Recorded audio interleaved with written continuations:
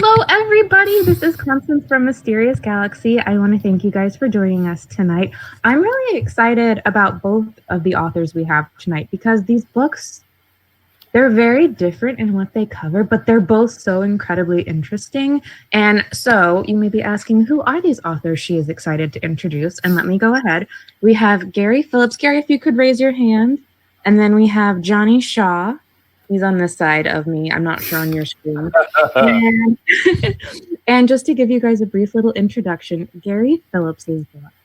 Oh, it just like takes me back to the Indiana Jones movie that my dad had me watch like growing up, like that like trilogy set, and it like made my heart so happy like reading through what your book was about. But it's really, really cool. So his book is titled Matthew Henson and the Ice Temple of Harlem. Now, correct me if I'm wrong, Matthew Henson was a real person, and this is kind of like a retelling of him? It's a reimagining of him, yes. He was an actual person, yes. There we go. So I'll let you talk more about him in depth, but it's a really cool reimagining, of course, lots of action, adventure, rescuing. It wouldn't be a good action tale of discovery and whatnot if there weren't some really horrible people that had to be brought down as well. So it is just so much fun. Just a great fun action adventure story. And then Johnny Shaw's book, The Southland, is about 3 immigrants who have come to the States. And it's an interesting story of crime as well as what it's like for immigrants sometimes who do come here and have to live in kind of a shadowy, not so great part of our country sometimes, and what they have to go through with that.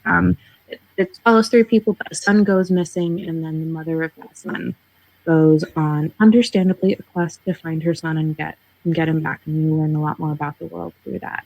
I am going to now go ahead and pass it off to our 2 authors, but before I disappear, just as a reminder, the Vanna White section for everyone. To the right-hand side is where we have our general chat section. If you have any questions for our authors, make sure you ask them. That is the best part about these adventures. They are at your mercy, and you can ask them questions. So there's the Ask a Question button down below. Make sure you hit that to ask the questions. And then the most important part, you may be wondering, how can I get more books from these amazing authors? How can I support them? How can I support my local bookstore? Well, I'm glad you asked, because the best way to do that is to buy their books, and we actually have book plates as well. So if you'd like to, you can click the Buy Book button below. That was a mouthful to say. I'm now going to pass it off to Gary and Johnny, and I will see you guys at the end of the event. Thank you, Constance. Well, Johnny, since you're calling in from the longest, I think you should go first. Well, the best way for me to do this is partly because I'm going to take kind of credit for your own book. Is I'd like to describe how we met, and I don't know if you remember it, but I remember it vividly. This was, but I don't know if you know from my point of view that we met in St. Louis at BoucherCon. That's right. That's where we met. Yes, sir. And it was my first. BoucherCon is a crime fiction convention for those that don't know. And it was my very first. I didn't know anybody. My book came out on Wednesday. My first book, Dove Season, came out on Wednesday, and then I flew to BoucherCon that Thursday. And so, like the next day, so it felt like this big party for me. And I didn't know anybody. And over the course of that weekend, I met 100 people, a bunch of people that are very close friends, including Gary. But I had met, one of the first people I met was Cameron Ashley, who was an Australian writer and at the time publisher, I think, with Crime Factory. And I had kind of pitched him this idea of a blog kind of magazine thing that I was putting together that I really wasn't putting together. It was just kind of an idea I had to have people write kind of these men's adventure pulp fiction things. And it ended up being this thing called Blood and Tacos. But I had kind of pitched it to Cameron as, oh, do you think this is a good idea? And by the end of like that day, Cameron was like, it was happening. Like it was no longer an idea. It was like, this thing is happening. And I was like, well, it's a lot of work and I don't really know what I'm doing. So that night, we're in the bar where all the authors end up. So we're in the bar, in a very small bar, and I literally don't know anybody. Like I sat next to Daniel Woodrell for like 20 minutes just chatting about baseball before I found out who he was. And he was like an icon to me. So I'm standing there, and all of a sudden I see Gary across the bar, and he kind of looks at me and points, and I'm with Cameron, and he kind of looks at me and points. And if you've never met Gary, I would say strikes it, maybe if you don't know him, a kind of imposing figure. He's a fairly big man. And so all of a sudden, Gary is like kind of almost marching toward me in the bar. And this is a situation I've been in before. So I kind of square up a little bit in my mind, but I'm like, no, I haven't done anything yet. And you immediately went in when we met and pitched me a story for a magazine that at that time didn't exist. Right. But once I found out that you were Gary Phillips, that I knew I had read you, and I was like, okay, now it has to happen. You were the thing that kind of pushed it over the cliff and made me have to do it when you pitched The Silencer. That was the name of the character you did. That's right. But it also, like, at the time in your work, you were doing some pulp fiction stuff, but you were still doing Nate Hall. Like, you were still mostly doing and it seemed like from that point on, a lot of what you were doing was, I don't want to say it's all homage, more to that, but even in the comics, like, you were doing the Spider and right, like, yes, that's right, like that. I like the idea of what really pushed you toward doing, I don't want to say exclusively pulp fiction, because you do a lot of different things, but you're really doing a lot, it seems like. And with this book, this is like the whole novel has the culmination of it, I guess. It kind of feels like, I always think of a Doc Savage with the book. Like, I don't go to necessarily it's just in terms of that kind of almost pulp superhero or pulp hero. And is that you feel like a direction that you were headed from, like, in the last maybe decade? Yeah, it's funny, Johnny. I guess so. And actually, the book I'm working on now is more back to, the hard boiled stuff that I sort of, I guess, normally write, or at least was writing for a long time, right? Although it's book set in 1963, but it's set in 1963 in LA when Martin Luther King comes to speak in LA 4 months before the March on Washington. Anyway, but you're right. It's somehow, I think you're right. So I think sort of Blood and Tacos and some other stuff that I've been doing in supposedly this thing they call the new pulp arena, I guess, right? Where and then I guess for the people that are listening, I should differentiate to say that, as you said, like, in the old days, in the 1930s, when you actually had the pulp magazines, Doc Savage, The Shadow, The Spider, The Avenger, these are characters that, for, I guess, a dime, and then eventually, I guess, a quarter, you could buy a pulp magazine, and you could buy what they called a novel length adventure, which was, I guess, 50 to 60,000 words, sometimes even 40, but usually 50 to 60,000 words, plus short stories in these magazines. And but those magazines are really pretty popular. And of course, these came out during sort of certainly at the height of the Depression, when a lot of people were out of work and what have you, and you could get a cheap thrill for, like I said, for like a dime and then a quarter, because even like in 32, 33, like adventure radio wasn't quite around yet. Serial radio just starting to show up. So all that to say is that, okay, so all that's the past. And so now, people come along today, and some people sort of revive some of these characters. They're under license. Some of these characters are still under license. Doc Savage, of course, there's been talks of, at various times, I guess Shane Black was going to do the Doc Savage movie, and that kind of fell through. Now it's supposed to be a Doc Savage TV show. James Patterson is, I guess, reviving The Shadow. I guess there's going to be a Shadow novel by him out next year. But then some of these characters are fallen into public domain. So some of these characters then, because the publishers don't exist any longer, and certainly for the guys who wrote them in those days, the publisher owned the rights. So all that to say that some of these people have been reviving those characters, and then but a lot of those stories in the 1930s were devoid of any kind of reality of the 1930s, right? They were set in the Depression, and every once in a while right? They would talk about a soup line, or they would talk about, hard times, but they were pure entertainment. And I think one of the distinctions now, in my book, it's set a little before that period. My book is set in 28, so it's the sort of the Harlem Renaissance, the crash. The big crash hasn't happened until 29, so the Depression is not there yet.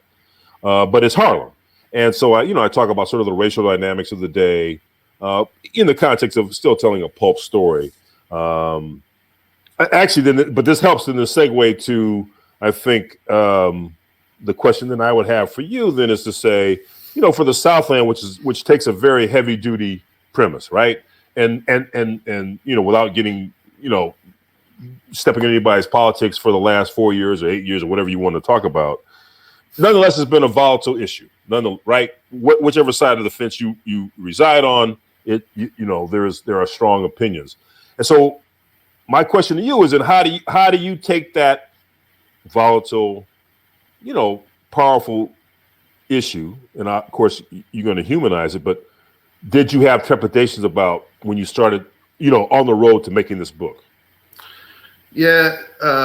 Well, I knew there were a lot of ways that I could mess it up. I mean, I generally, if I feel like I'm making a very bad career choice, I'm usually making a very good creative choice.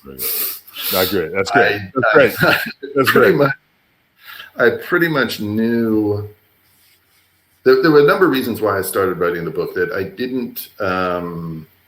I tend to have huge ambition with my book in terms of I just want to push myself and I want to see what I can do. And I had the idea for the premise, and I usually would go toward finding something comedic or something. In my other books, tend to have at least a comedic edge to them, even if they aren't straight comedy. And right.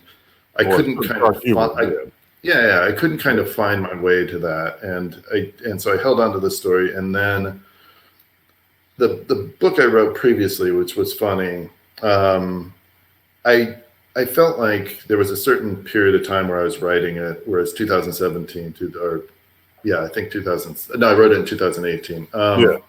That it wasn't necessarily the subject matter. I had the premise, and it started as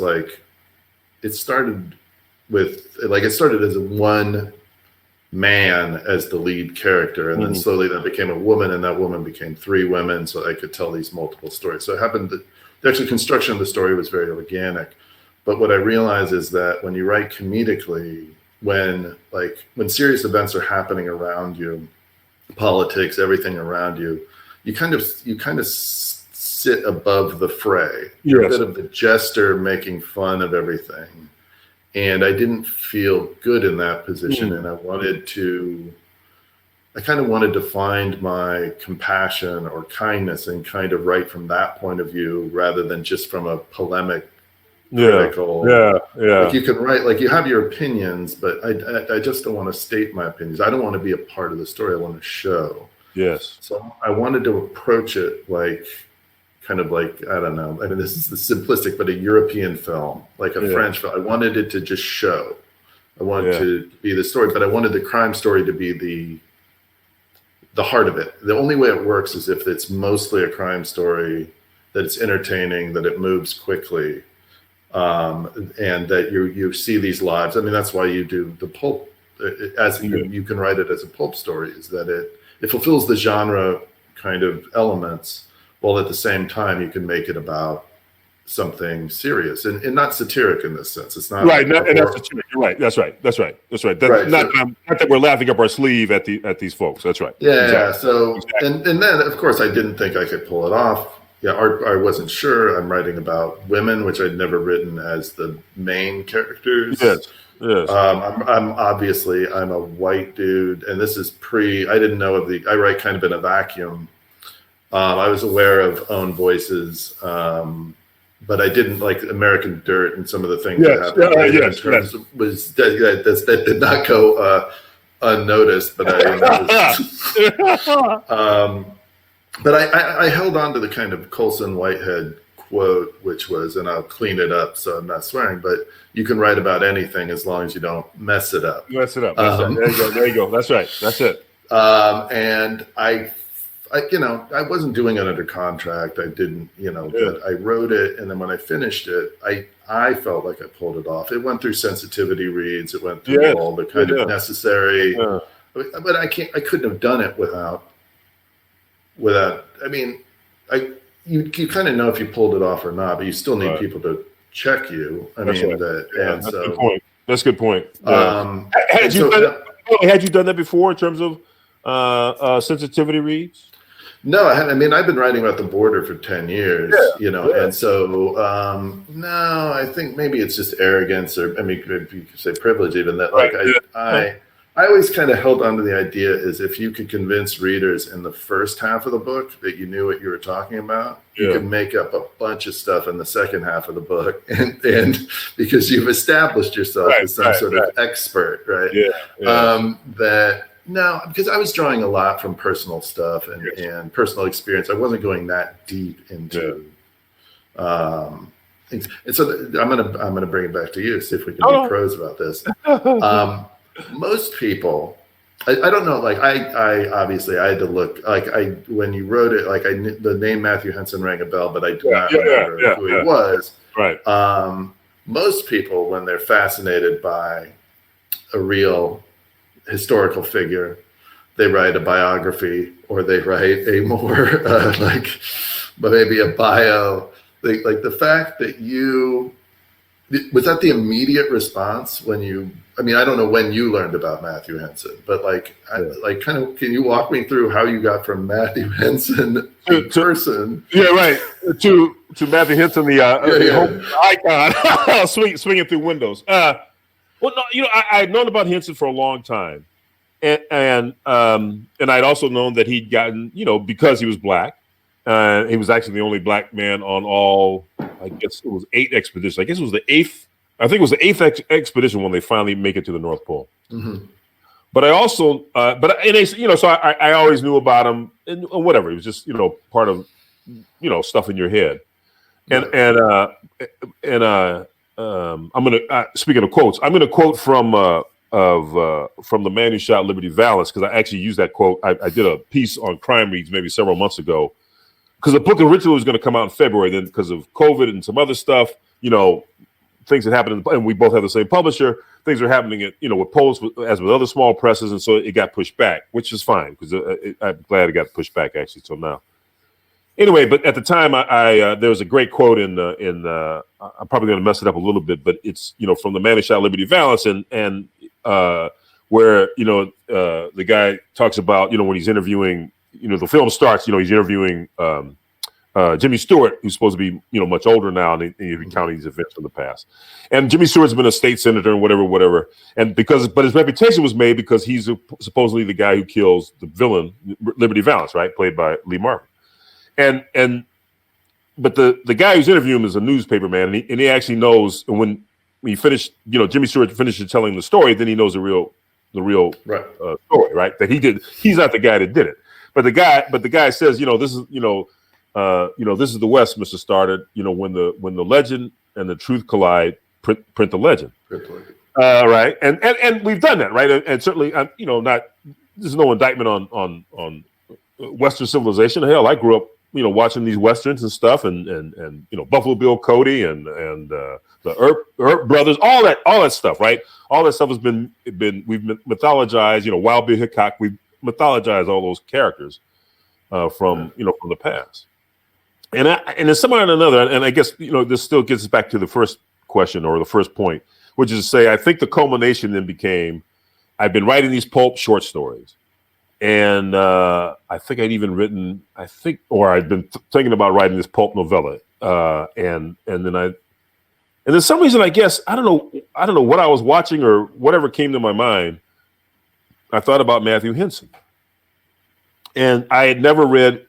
And Henson published a book they reached the North Pole in 1909.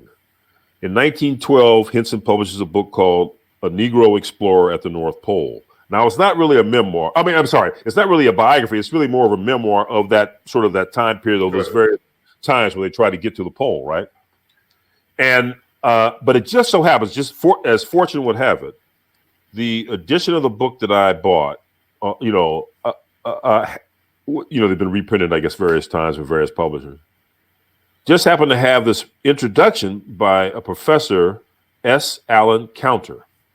And S. Allen Counter was something, I guess, of a Hensonologist.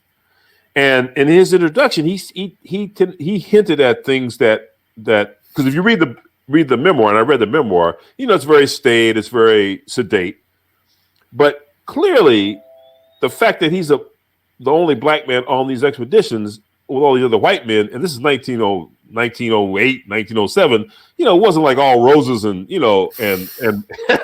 and cinnamon locks, up there at the North Pole.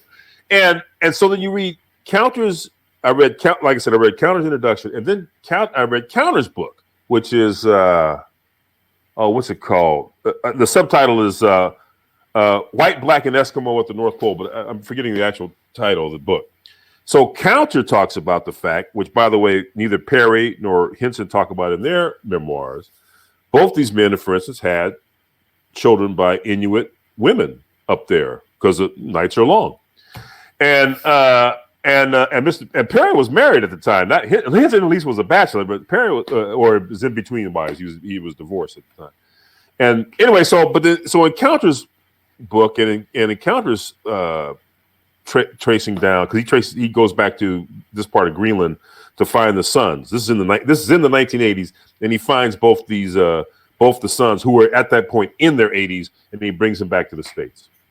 Anyway, so all that to say is that there was these kind of hidden, interesting dynamics about Henson, and then there was some other stuff I found, and so then I thought, well, you know what the heck, let's have some fun with it, and if I'm going to ever write the one pulp novel, I mean, it might as well be this guy. And then once I lost him. I can finish for Gary. No, we'll give him assume he'll be back. We'll give him a second to see if his internet connects back on. Okay. Everybody pray to the internet gods. I do a reasonable Gary Phillips impersonation. Here we go.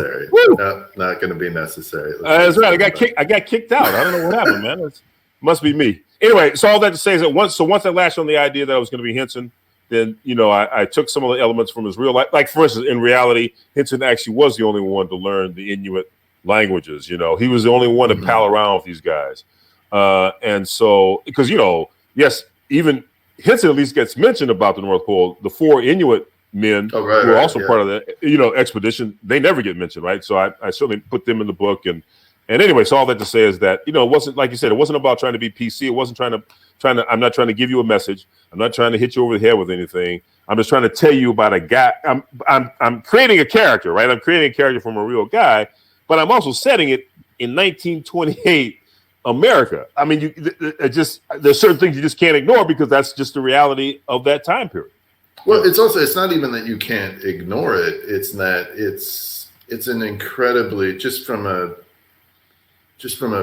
writing point, it's an incredibly rich environment. It's something that you can draw from for drama or conflict. I mean, I don't write things just because like I knew once I found something that it would be a good story. Yes. Like the shape of the story in mind could be about, let's just say suburban housewives, and it would be essentially the same story with different arena, and at least in terms of the plot or the shape. But the fact of where you put it and what that's ultimately what it's about. It's why I sit around and think about 70s horror movies and 80s horror movies a lot because they were almost all almost straight satires of different things. That, like Dawn of the Dead's in the shopping mall, and it's all about American consumerism, and it's not even that you have to go to film school to kind of figure that out. It's like it's almost right there on the surface that. You also have the opportunity. I guess it's more a byproduct than an actual opportunity. Like, it made me look up Matthew Henson and learn more, and you see how fascinating. you're doing right by him in the sense that you're bringing more aware just by putting his name on the cover. It's not just the character, it's the title, and it's the that, and you're making him this big heroic figure. I mean, that's had you done that at all with the character, like a real person before? I mean, you've probably put real people in a book, maybe. I put real people in a book, but you're right. I've never taken somebody, a historical figure. I mean, you're right. I put them in books. I put words in their mouth, but usually you try to put words in their mouth that are consistent with who you, at least the public image, right? At least the public image of who this person is. And it's funny you should say that, because now, like I said, in the book that I'm finishing up now. And this is true. This is true, actually. That in 1963, in April, May, June, July, in April of '63, 4 months before the March on Washington, King had come to L.A. several times before, but but Martin Luther King comes back to L.A. Check this out, and he speaks at Wrigley Field, which actually there was a Wrigley Field in L.A. It was where the AAA Angels used ball club used to play before they became pros in '61, I think, or by '61 they were playing in Dodger Stadium at least 1 year. Then they moved. But anyway, so Wrigley Field still existed then. It was called the Freedom Rally, and you can look it up, and all these various stars, Sammy Davis, Brando, Paul Newman, spoke there. Either spoke at the event, or there was even a reception for him later that day or later that evening at at the Lancaster's house, and all this was to raise some money and to raise some awareness for the March on Washington. And I say all that to say, I put some word. There's a particular pivotal scene with my protagonist and King, and of course then you think, well, I've got to put some words in King's mouth. And I can't just have him talking about platitudes, and I also can't have him talking like some guy off the street corner. So somewhere I got to find the balance. And you think, well, I can't have him speechifying, but at least I can try to make him sound like a normal guy, because I at least have seen some clips of King, kind of when he's not the public king, right? But then I'm not there to pull anybody's coattail. I'm just there to try. But cognizant of, I guess that's the real point I'm trying to really get to, which is to say, when you use a public figure like that, I'm not there to throw derision on them. So I'm there to just sort of present them as I think they would be presented. I think that's the choice, because I think of, in both, Matthew, I think of James Ellroy and the way he uses actual. Using LA, like he's using. Right. All of a sudden he even did a similar thing with Dick Contino. It was like an accordion playing singer. Right. He gave him like adventures. That's right. There was a lot of latitude, because I didn't know, or if I had heard the name, it was because my mom had accordion records in the house. Like, That's great. And you were like, oh, you can do that. You can just take you can take a character. Matthew Henson's like a historical figure. Dick Contino is more. Nothing against him. But he had already been comfortable using Sammy Davis Jr.'s in the books and whatever. It's like that he was using JFK and Maryland and just giving them his own voice. And I don't think he obviously doesn't seem to. He just creates his own characters with exactly. Use him as he sees fit. Exactly.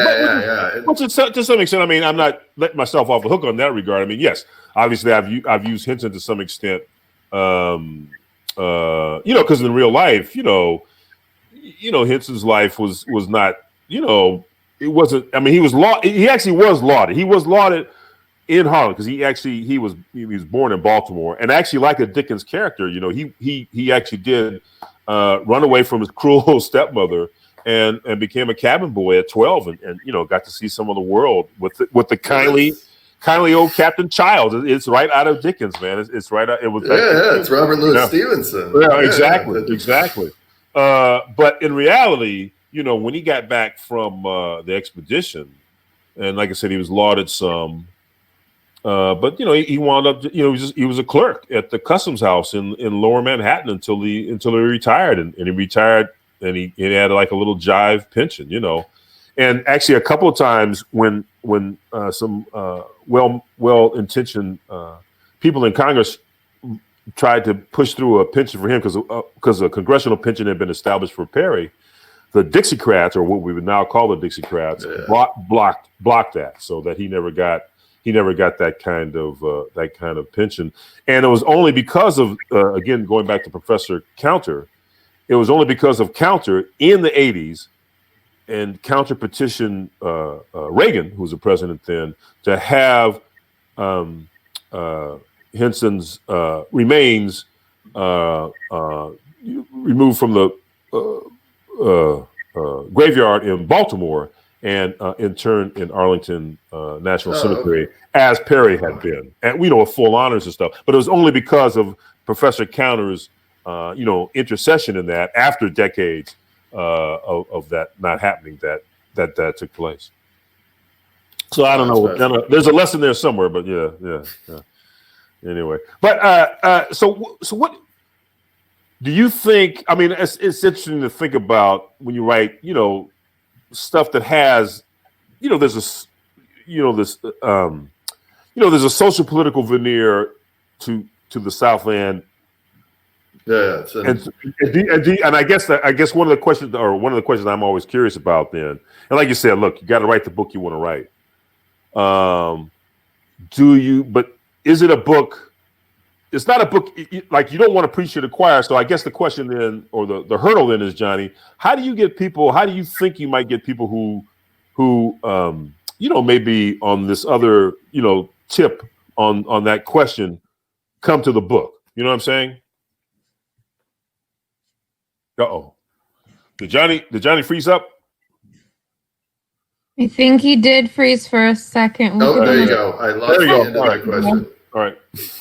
So I guess the end of the question was, given the book, given who the characters are in the book, and like you said, the overlay of how this book takes place, or how they get into the situation they're in, do you think, because you don't want to preach to the choir, but do you think people who are, sort of vehemently anti-immigrant, you know what I'm saying, is there a way to get some of those people to come to a book like yours? I guess that's what I'm trying to get. I think so. I don't feel like because I'm not trying to convince anybody, even though some people might argue that I am. I am approaching it because it's fiction. I think the greatest tool is to create empathy. Yes. And so if you have at least empathy for the characters as human beings, I approach books.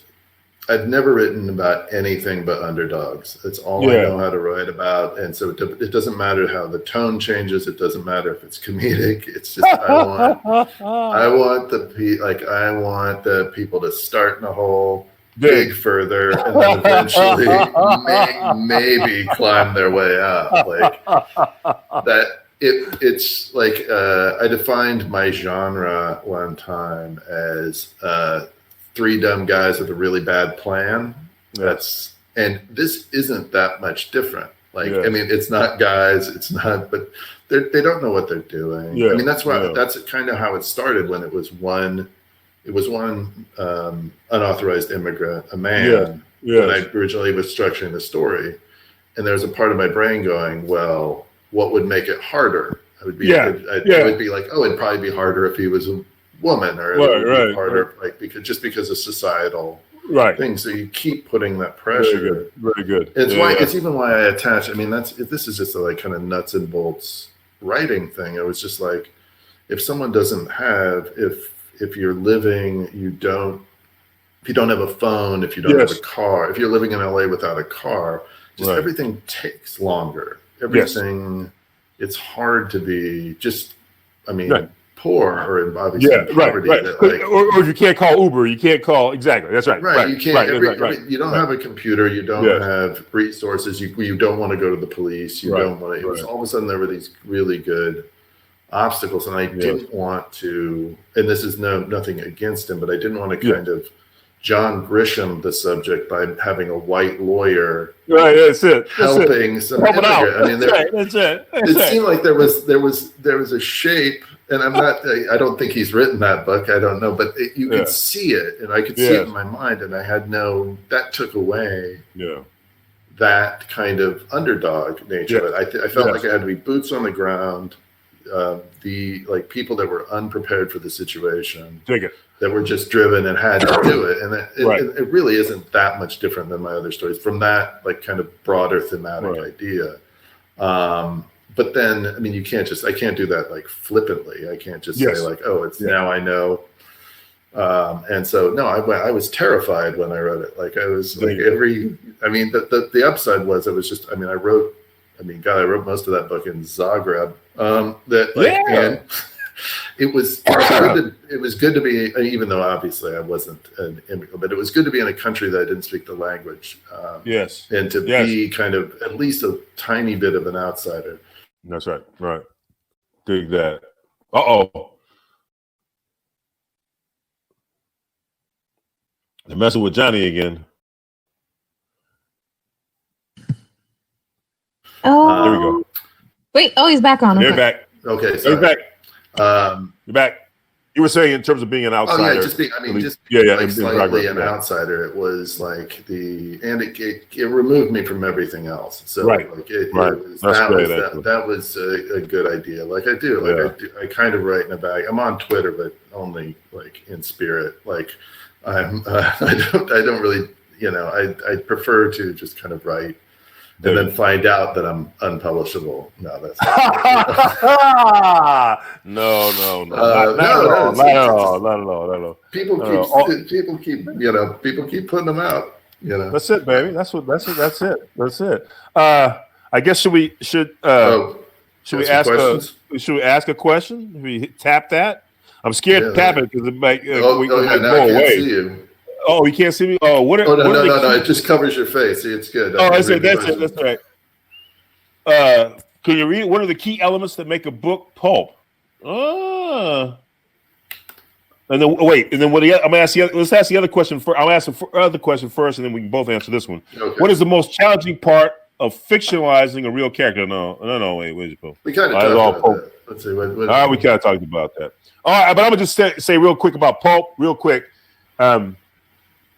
As we were mentioning, pulp originally was just a physicality. In other words, it was literally just cheap paper that they published these magazines on. You would have a garish or a lurid 4-color cover, and you would have the inside. And literally, it would be the paper was so cheap that you could literally see bits of wood, in the paper because it was just really cheap pressed paper that they made. But then because the actual physical demands of writing a pulp story, so that you as the head writer, like Lester Dent wrote the majority of the Doc Savage books, and Walter Gibson, who as a young man had been an assistant to Houdini, wrote the majority of the Shadow novels.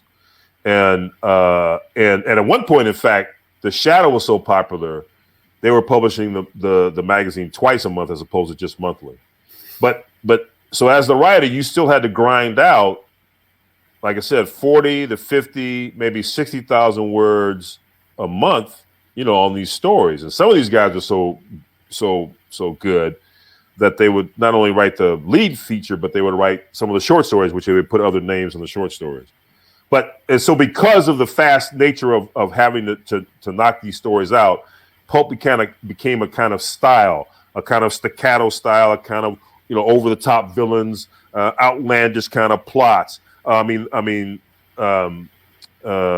nobody's read The Spider, we mentioned The Spider. The Spider was a knockoff, but of the Shadow, but he soon became his own weird, whacked out nut job.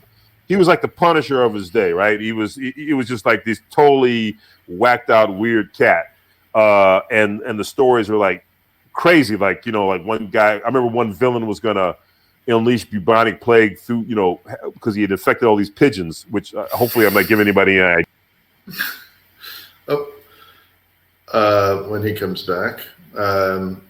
There's also, and people use the word pulp now, I would say incorrectly, to kind of defend slapdash writing. And I'll let him. I was saying, I took over. I was saying it seems like in recent years people have used pulp as a kind of way to kind of defend kind of slapdash writing. And while it was the necessity of the time because of the speed in which people had to write, the amount of words that people had to write, I always try to use pulp the way you're using, which is this kind of pulp hero. Because there were a lot of pulp. I mean, there were romance pulps, there were tennis pulps, sports pulp, exactly. Right, exactly. But like and detective pulp, as we know. Right. There was still people trying to write the best they could within the limits of what they had, not trying to just kind of half-ass it and say, like, well, it's violent and it's fun, and that there is essentially like a pulp tradition and pulp aesthetic. And, exactly. But it has more to do with that kind of like over the topness, or I mean, it kind of predates superheroes. Yes, it does. That's right. Absolutely, absolutely. And it's the beginning of that. Like that's right. I mean, it leads into it. Right. So I guess it's the same way people would use like a comic book style, or like kind of give it a shape. It's like comic book's just a medium, just like pulp was. Exactly. It has traditions tied to it. You know? That's right. Exactly. And for sure, as we've talked about, I think.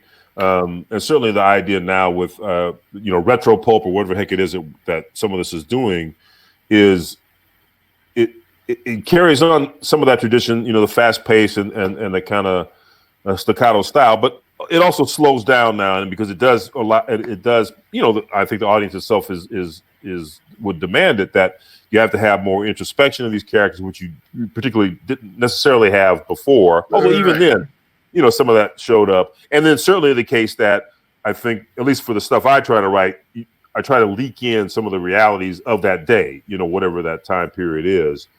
Because, as we know, I mean, going back to the Southland, I mean, writing the Southland now or setting the Southland now is certainly different than setting it in, 10 years ago or maybe 10 years from now. So all these, whether, overtly or covertly, they certainly affect the landscape upon which we are putting these characters and cognizant of that. Yeah. I'm not even sure, like right now, if I want like the book. There's actually a question here, like that I'm going to lead into. That was, how has 2020 affected the current projects you're working on? Yeah. Now, I'm not good at I don't think anyone. I hope everyone's not writing I'm sure there are a ton of like COVID novels, but like if. I feel like if the book I'm researching right now and I've started is set in 1980s Yugoslavia. Yes. But it's because I want to write about the United States. Like, I just don't think I can do it directly. I don't think writing about something directly is necessary. Like I said, I don't ever want to write like a polemic that was just me stating all my things. But exactly. In history, this also goes to writing about realistic characters. That in history, we study wars a lot, like World War II. I know battles in World War II, and I don't understand why I need to know battles. The 10 years before a war is far more interesting and important to see what I know Archduke Ferdinand was shot. I have no idea to this day why that started World War I. Exactly. Right. Some guy inside, so the Black Hand shot him. Exactly. And, an anarchist group shot an Austrian, and all of a sudden France and Germany. I've read about it, and I still don't quite know how that. And so, between I say here because in Yugoslavia, between the death of Tito in 1980 and the Balkan Wars, that 10-year period is not really discussed nearly as much as, say, the Balkan Wars, and you're starting to see the division, and you're starting to see how the country is kind of in a sense slowly falling apart. And that to me is interesting when looking at the United States, which is probably the most divisive that at least from my point of view, it feels like it's straight down the line kind of divisive. It's not like there hasn't been conflict within the United States within groups, but it feels like there's kind of a line down the middle. And so I don't want to writing about that directly just feels like there isn't any way to just make it kind of exactly what the news is. And so writing about another country or writing about a different culture, I can, there he is. It doesn't matter. Yeah. What I was saying was, writing about a different culture allows me to take those bigger points. And this is going to be the goofiest, biggest, weirdest, funniest thing that I've written. Like it's going to be a big, broad story, but it's using real characters and whatever, and real events. Actually, more real events than real people. That just because of the way history lined up for me. And so, but yeah, I think that's that. Like, I mean, for me, that's one of the things is like, I kind of don't want, like, I want to write about the United States by not writing about the United States right now. And I don't know. Let's see. That's a good question. I want to talk about that question a little bit because I was struck by the point you made earlier, which is to say, like, one of the things I've been wrestling with, and I started to write it, and then I didn't like what I was writing, which is to say, I'm thinking about writing this book about this with a black female lead. Now, and I've written a couple of books with a black female lead, but they've been more kind of hard-boiled kind of. She's kind of this outlaw character, so she was kind of Martha Cheney. So she was somewhat easy to write in the sense of she's this anti-hero, and I could sort of kind of roll with that. But the character I want to do now is a lot different. Much more straight-laced, but of course I want to bring her into have her make that turn, because the idea being that she would be this black, what do you call them, software, engineer, which are not that many in Silicon Valley. There are some, and they actually have some groups, and I've been kind of checking them out, and then recently I guess this woman who's the ethical, I forget her actual title, but she's the AI person, and she just got fired from Google. But she's the one that had written this book a couple of years ago that talked about how the facial recognition software would fail a lot when it tried to identify darker skinned black women. And anyway, so all that, I mean, I'm fascinated by all that stuff, right? I mean, it's stuff that I don't really grasp, really, right? But I know that it's the world we live in, and I know, as we move towards, self-driving cars and self-driving trucks, et cetera, I'm fascinated by all that, right? And so I want to put my character in that world, and I want her to know that world, right? But it's so it's such alien territory to me. So I've been slowly kind of reading about it, and there's like a great little couple little documentaries about black women engineers in Silicon Valley. So, but eventually, of course, I'm going to have to try to find some person I can really talk to about this world, because it's such a different landscape than anything that I know about. But I want, like you said, I'm curious about it. I want to know it, because then I want to be able to take a character and sort of put her through her paces, in that world as she tries to one up that world.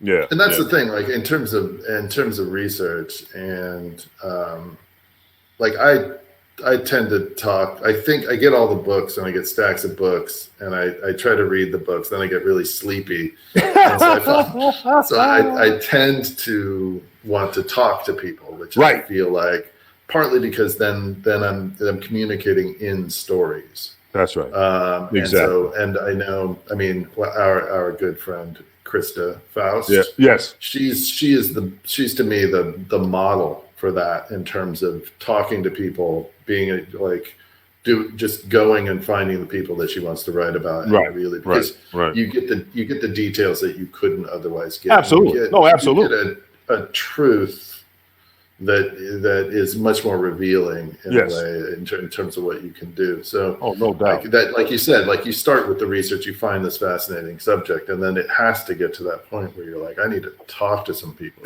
Right, who've actually lived this thing. Who's actually Which is 2020 is hard. Like I don't even know if I met someone new this year. Like I don't even know. I mean, which is strange for me. Like that I'm if I can't hang out in a bar and just steal people's Jake. stories. I meant my Exactly, man. career is gonna go down. Exactly.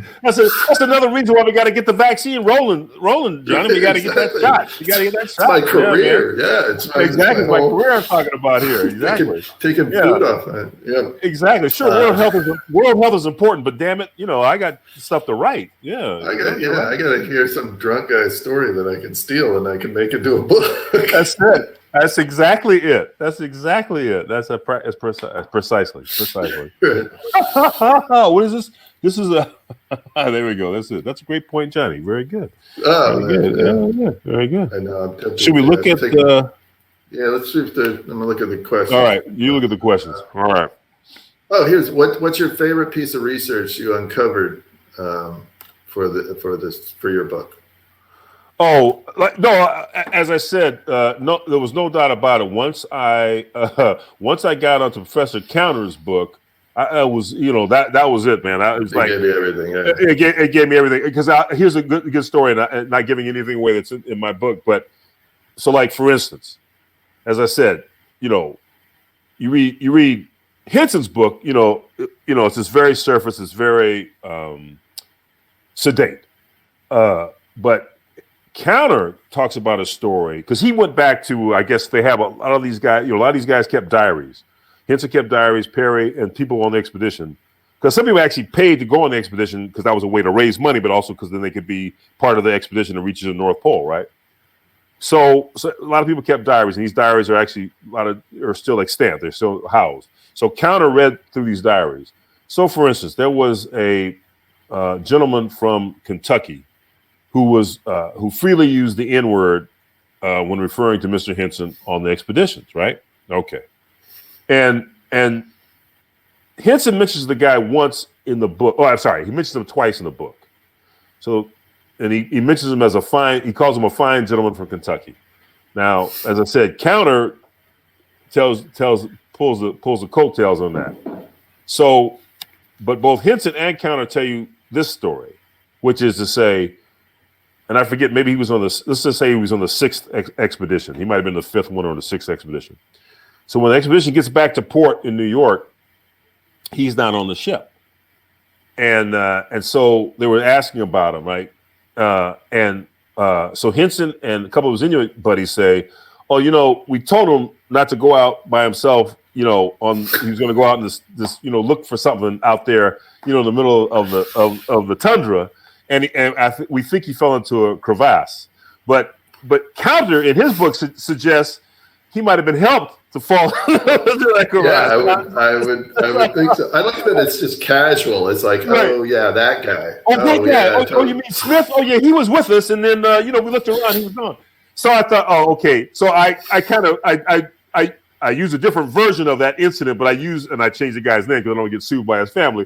But I thought, oh well, this is it, of course. So it wasn't, just to know that it wasn't, like I said, it wasn't all, a bed of roses there out there on the expedition. So anyway. Oh yeah, I mean I think that's the thing about like any research is you think you're doing it for all the kind of broad topics. Yes. And it's just the little. Oh, absolutely. The little gems. It's the little. Yes, it is absolutely those things, yeah, man. Yeah.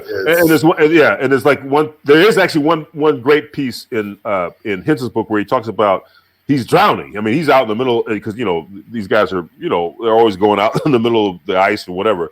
And he misjudged anyway, the thickness of the ice, and he's gone into the water and his legs are stiffening up because it's, whatever it is, 20 below. And Uta, one of his buddies, saves him. And it's really a great dramatic scene. And I said, well, okay, if I'm gonna steal anything, I'm gonna steal that scene because this will be the thing that cements these two men, from different worlds, but this will cement their friendship and that. All of a sudden, it not only is real, it has a place in the story. You can use it for exactly. I mean, it feels really mercenary sometimes as a writer when you can take these real things and be like, oh, but this creates this kind of plot thing or this character thing, but. I mean, that's just how when you hear stories, it's why you're drawn to the stories you are. Exactly. But I can't emphasize enough what you said, John. What you say, man. Look, in the end, if you can talk to some folks, I mean, it's everything. You know, it's everything. It's everything. I mean, God knows there will be pandemic stories just because it's such a powerful event. But man, when you like, I want to see. There was the Chinese film. I think it just came out. Is it called 27 Days or 47 Days? Anyway, but it was kind of somewhat surreptitiously made in those first days or those first month or so of COVID in China. And I just got to see that. Not that I'm going to write anything about it, but just because it's so, to me, that's so powerful, right? Because like you said, you're not immediate. Yeah, it's immediate, and you just and they're not. You don't need, and apparently there's no voiceover or anything to the doc. It's just showing you this stuff as people are trying to grapple with what the hell is this and what do we do? You know? Right. Yeah. That's just powerful stuff. I guess we're getting up on time here. 7:55 already. Wow. Okay.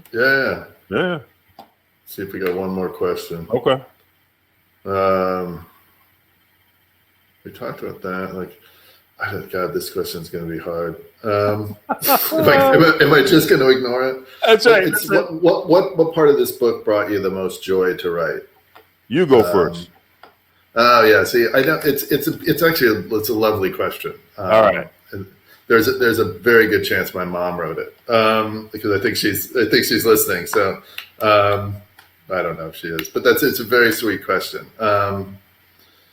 You know, I'll just. I mean, I don't want to be flip, but like finishing it is really the thing that brings Absolutely, me the that's most right. That's joy.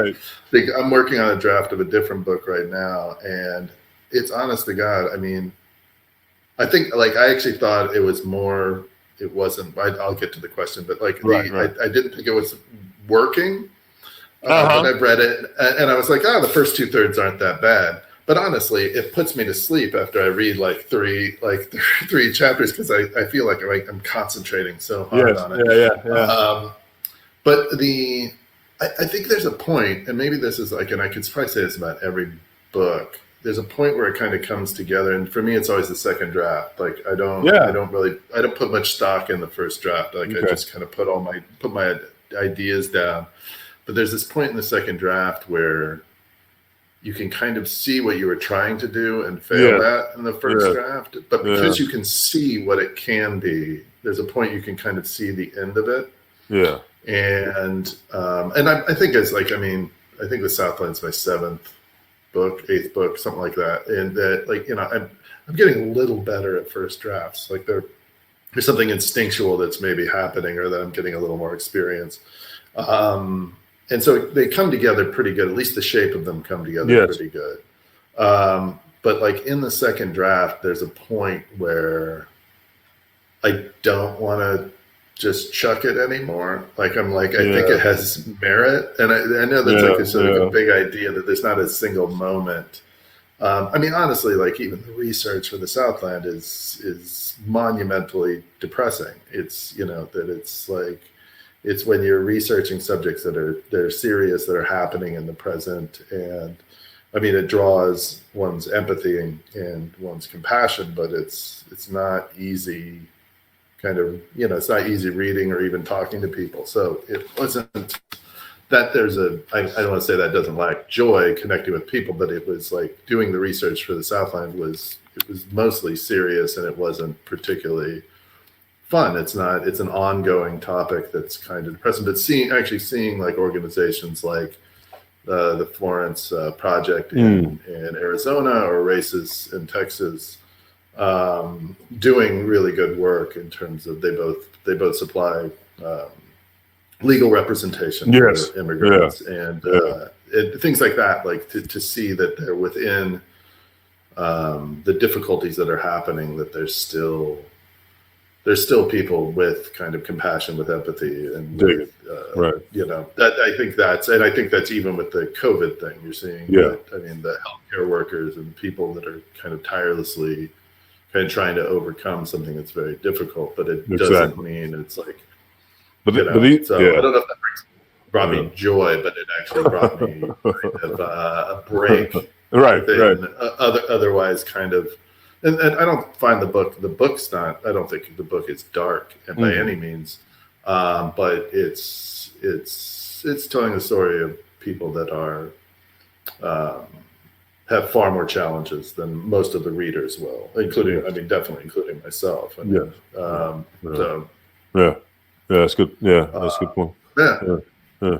I'll just say real quick. I had mentioned that both Perry and Henson had these kids, and in reality, they never, as far as I know, or at least as far as what I read from Counter, they didn't see them again once they left. Once they left Greenland, and so. And I guess I was in the back of my head, and then finally, it's like one of those things where you figure out, well, what? Yeah, I'm telling you this adventure, and that's kind of cool, but like, what's the thing that I can do that will humanize him? And then I finally figured out, well, of course, in the book, I want him to be cognizant that he's not been a good father, and that the way that I'm telling the story is that the kid is, by now a teenager or late teens, and that. The thing that pulls him through the story is that he wants to get to the end of it, because now he does want to go. He wants to leave New York, go back to the North, and try to reunite with his son. I mean, in the context of the book, I've had him. He's seen the son a couple of times over the years, but he hasn't certainly seen him in the last 5 or 6 years. And so that sort of is the thing that's plaguing him, and he wants him to to push him to at least at the end be a better father. So there you go. Yeah. That brought me joy, because me and my dad were really close. It was actually, I was raised by my dad. My mom was kind of sick. I got sick early on, so I was always close to my dad. So that was the thing I wanted to put there. That's really beautiful. I love that both of you answered with that question, because even dark books, even like darker books, I think have joy. We had another author one time, and I think they put it very well, where even dark books, when done properly, are more of a sense of feeling than anything else. There you go. Oh, absolutely. I am writing a comedy puts me in the worst mood. Writing something really dark is the most freeing. Like if I'm I'll be in a good mood all day, and I know that's just it's psychotic, but it's hilarious. It's definitely I am not a great person when I'm writing comedically, and I've done it for most of my career. So if you know me, you probably know that to be true. You can ask my wife. That's it. That's great. That's great. Writing has kept all what could be potentially otherwise dangerous urges in great literature. So I always support that. That's true. That's a good point. I find horror writers to be incredibly kind and funny, and they just write that it's getting something out, or I don't know what it is, but yeah, maybe it's just. I hadn't really thought about that before, but it's very much true. Our bookseller Rob, who is our horror specialist, has one of the biggest, sweetest hearts I've ever met in another human being. Yeah. But I could go on and talk about him for hours, but I want to go ahead and wrap it up, because I know we have reached time. I want to thank all of our viewers for joining us on Crowdcast as well as on Facebook. I want to thank our amazing authors, Johnny and Gary, for joining us as well. Thank you. This was such an awesome discussion, getting to listen to you guys speak. I really enjoyed it. So thank you for sharing your time with us. But thanks for having us, Constance. This is great. Yeah, and of course, Mysterious Galaxy, and it's always a blast. So yeah, that was great. Yeah, hopefully we'll be there in person in the near. I'm hip, man. Holy moly! Woo! Yeah. Hopefully next time we'll be celebrating your new books in person. But until then, you will see everyone virtually later. And if you want to buy these awesome books, there's the buy link down below. Have a beautiful rest of your Monday evening, everyone, though. And bye. Get some sleep, Johnny. Good to see you, though, baby. All right, man. Good day. Go to sleep. Bye, guys.